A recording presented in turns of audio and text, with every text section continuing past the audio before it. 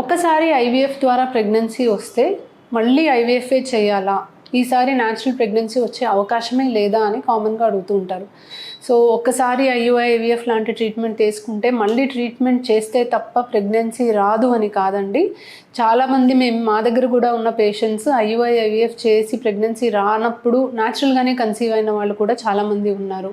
So కొన్ని factors మనం definitely correct చేయలేమండి. అంటే కొన్ని ఫ్యాక్టర్స్ ఉన్నప్పుడు వీళ్ళకి డెఫినెట్లీ న్యాచురల్ ప్రెగ్నెన్సీ రాదు.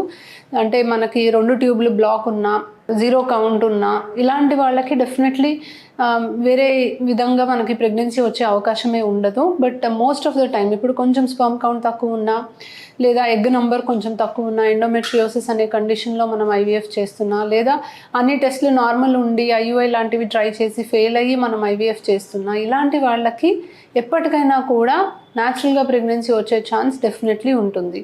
న్యాచురల్గా ప్రెగ్నెన్సీ వచ్చే ఛాన్స్ ఏజ్ ఎక్కువ అయ్యే కొద్దీ తగ్గుతూ వస్తుంది. బట్ ఏ ఏజ్లో అయినా కూడా ఓవ్యులేషన్ జరిగినంత కాలం, సెమెన్లో స్పర్మ్స్ ఉన్నంత కాలం, ట్యూబ్స్ ఓపెన్ ఉన్నంత కాలం ఎప్పటికైనా కూడా న్యాచురల్ ప్రెగ్నెన్సీ వచ్చే ఛాన్సెస్ అనేవి ఉంటాయి.